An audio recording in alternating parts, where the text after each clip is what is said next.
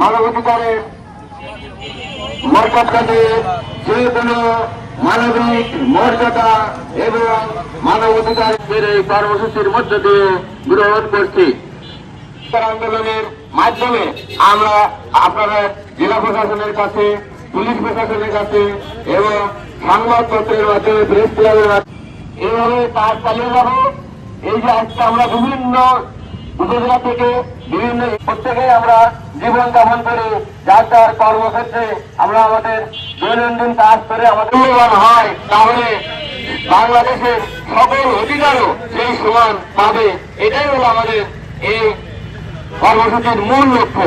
না হয় আমরা সমাজ থেকে, আমাদের দেশের থেকে কারোর মাধ্যমে আমরা যেন কোনো ক্ষতিগ্রস্ত চলার পথে আমাদের জীবন যাপনের ক্ষেত্রে যাতে আমরা কোনো রকম কোনো দস্যুতার জমি জায়গা, ভিটে বাড়ি আমরা যাতে সুরক্ষা করতে পারি।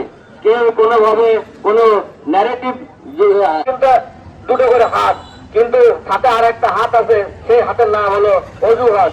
তাই এই অজুহাত দিয়ে আমাদেরকে আর ভেঙে দেওয়া হয়, আমাদের নিত্য ব্যবসা প্রতিষ্ঠান তাদের সেটা গুড়িয়ে দেওয়া হয়।